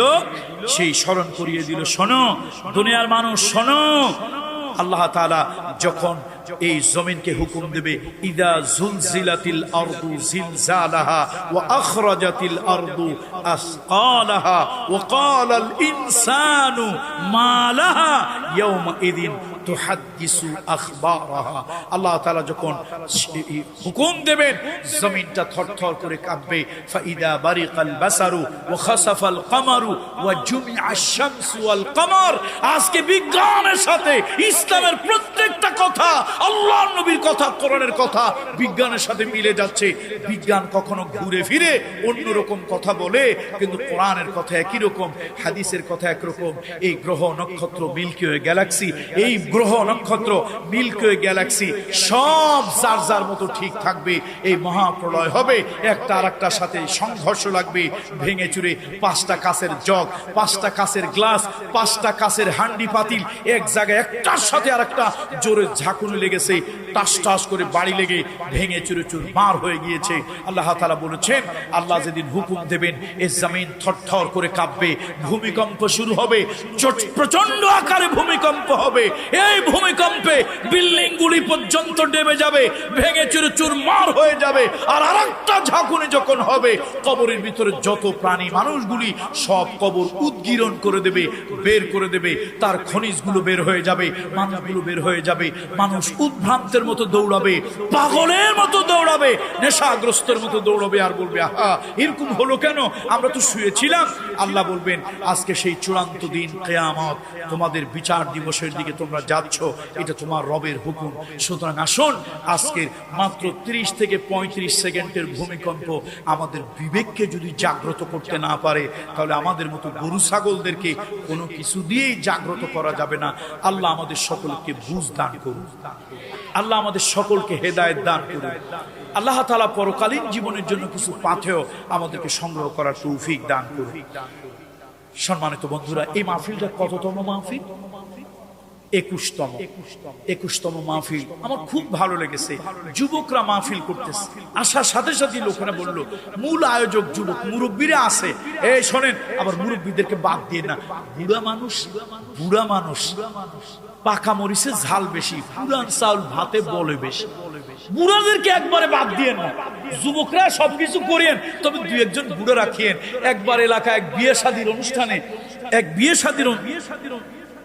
শাদীর অনুষ্ঠানে যাবে, তো এখন যুবকরা এক হয়েছে, কয় যে এই বুড়া মানুষ এগুলো কোনো কাজে লাগে না, এগুলো মানুষের জাত পয়দা না, আমরা বুড়াদেরকে নেবই না। কারা একত্রিত হয়েছে? এখন এক মুরব্বী কয়, বাবারে তোদের দোহাই আল্লাহর, অন্তত একজন মুরব্বী নিয়ে যা। কয় না না, মুরব্বী নেবই না। আজকালকার যুবকদের কোনো কাজে তো মুরব্বী লাগে না, না বিয়েতে, না শাদিতে, না আকিকায়, না মেজবানি, না মুসলমানি, না রাজনীতি, না ভোট। আর ভোট তো মাশাআল্লাহ অনেক আগে বিকাশ পদ্ধতিতে হয়ে গেছে, মরা মানুষ উঠে ভোট দিয়ে আবার কবরে চলে। এখন বুড়ো মানুষ লাগে না, একজন অনেক ধরাধরি করলো, দেখ তোদের দোহাই আল্লাহর, যাচ্ছিস একটা মুরব্বী হলে নিয়ে যায়। শেষে একজন মুরব্বী নিছে। কয়জন? কথা কয় না, কয়জন? একজন মুরব্বী নিছে, সব যুবক। এখন এমন দেশে বিয়ে করতে গেছে, পড়ছে বিপদে। মেয়েদের পক্ষ থেকে জানানো হলো, আপনাদের কাছে আমরা মেয়ে দেব, তবে শর্ত হলো প্রত্যেকের জন্য একটা একটা খাসি রাখছি, খাসি খাইতে হবে। এখন এক যুবক আর এক যুবক দুই টুকরা খাইয়া, দুই লোকমা খাই তো শেষ, কেমনে খাবো? না না, এটা সম্ভব না। বলে তাহলে তোমাদের সাথে আত্মীয়তা করবো না, তোমরা আমাদের জাতের সাথে মিলো না, তোমাদের সাথে আত্মীয়তা চলে না। ইয়াল্লাহ রো এম শেল আল বাইত, চলে যাও, তোমাদের সাথে বিয়ে শাদী হবে না। মুরব্বী উঠে, এই যুবকরা শোন, এত চিল্লাইস না, লাফাইস না, বয় আমরা খাবো। এই আপনি খালি কইলেই হবে, কেমনে খাবো? খাওয়ার বুদ্ধি আছে, বস। সবার সামনে কয়টা করে খাসি? একটা করে আলাম খাসি। তো খান, খাইতে পারলে মেয়ে বিবাহ হবে, না হলে অপমান অপদস্থ করে তাড়িয়ে দেবো। এইরকম না খাওয়া গোষ্ঠীর সাথে আমাদের বংশের অনেক ট্র্যাডিশন, মর্যাদা, মেয়ে বিয়ে দেব না। মুরব্বী কয়, তোরা বিসমিল্লাহ বলে খাওয়া শুরু কর, তবে স্লো মোশনে খা, একটু আস্তে আস্তে খা বাবা, তাড়াহুড়ো করিস না। খাইতে খাইতে খাইতে আসর গেল, মাগরিবের আজান হয়ে গেল। মেয়ের গোষ্ঠীর লোকেরা বলতেছে, আপনারা খান না কেন? এখন তো অর্ধেকেরও কম খাইতে পারে নাই। কয়, ভাই আপনারা খাইতে কইছেন, কিন্তু সময় তো দেন নাই। আমরা নিয়ত করে বসছি, আজকে যাবে, রাত যাবে, সকাল যাবে, জোহর যাবে, আসর যাবে, কালকে এসা পর্যন্ত মোটামুটি একটা সব নিয়েছি, খাইতেই থাকবো, খাওয়া বন্ধ হবে না, খাসি না খাইয়া বাড়ি যাবো। ওই যে কাম তো সারছে। বুড়া মানুষ দুই একজন দরকার আসেনি না নাই? তাহলে যুবকরা মাহফিলের আয়োজন করতেছেন, আমি শুনে খুব খুশি হয়েছি। কলজা থেকে দোয়া। আমার মতো একজন গুনাহগারের দোয়া কাজে লাগবে কিনা জানি না, তবে টেকেরহাটে মরহুম আল্লাহর ওলি হাজার হাজার নয়, এই আদমজি যুগ মিলে হাজার হাজার মদখোর, খুনি, ডাকাত আল্লাহর ওলির হাতে এসে ওলি হয়ে গেছেন, ভালো মানুষ হয়ে গেছেন, নামাজি হয়েছেন। সে আল্লাহর ওলি একজন অযোগ্য সন্তান। আপনাদের এই অঞ্চলে মরহুম পীর সাহেব রহমাতুল্লাহ আলাইহি, এই সেই একেবারে ওদিকে কি বলে, রাস্তার ওই পাশে, না না, কামতাল মালিভিটা থেকে শুরু করে আপনাদের এই অঞ্চলে এই হাজী সাহেবের, হাই সাহেবদের আপনার কাইকাটা গুদারে ঘাট পর্যন্ত এই অঞ্চল দিয়ে বহু অসংখ্য প্রোগ্রাম আল্লাহর ওলি করেছেন। 1991 সালে উনি জাতীয় সংসদ নির্বাচনের কিছুদিন পরে ইন্তেকাল করেন, মুন্তাকিল হন। তার অযোগ্য সন্তান মুসাফির হিসাবে দোয়া কবুল হবে। আমি যুবকদের জন্য দোয়া করব, তবে সাথে কাদেরকে রাখবেন আপনারা? মুরব্বীদেরকে রাখবেন। কি রাজি আছেন না যুবকরা? নাহলে কিন্তু এই খাসি খাওয়া আটকা যাবেন। মুরব্বীদেরকে রাখবেন। এখন 21তম মাহফিল, যদি আল্লাহ তাআলা হায়াত দেয়, বাঁচায় রাখে, আগামী বছর যদি কিয়ামত না হয়, তাহলে মাহফিলটা কততম হবে বলেন? ইনশাআল্লাহ। যদি কিয়ামত না হয়, আগামী বছরের মাহফিলটা যদি দয়া করে মালিক করতে দেন, কততম হবে? এই 22তম মাহফিলে প্যান্ডেল দরকার, মাইক দরকার, লাইটিং দরকার, পোস্টার দরকার, তারপরে এই যে আরো নানান ধরনের কাজ কারবার আছে, এগুলি দরকার। দরকার কি দরকার না? আগামীবার যারা দিবেন, নাকি এইবার দিয়েছিলেন? না না, আমি বলছি যে আগামীবার যারা দিবেন, এই তো মাশাআল্লাহ, এরকম মাহফিল তো আমি দেখি নাই। আল্লাহ, আপনাদেরকে খারাপ মানুষ ভাবছিলাম, আপনারা ভালো মানুষ।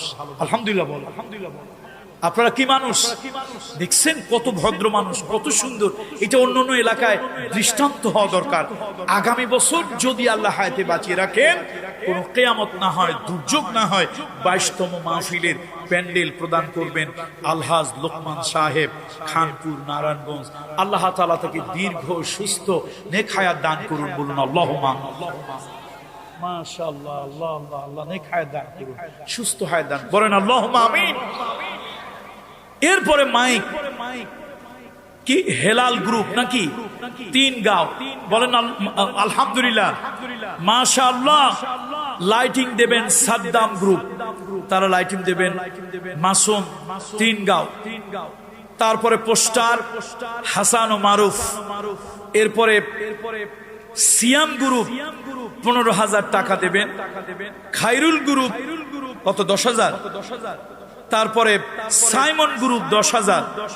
সেন্টু মিয়া, রিফাত, আবু সাইদ, শামীম, আনোয়ার হোসেন মুন্না, এরপরে নুরুল হক, মোহাম্মদ রাশেদ মিয়া।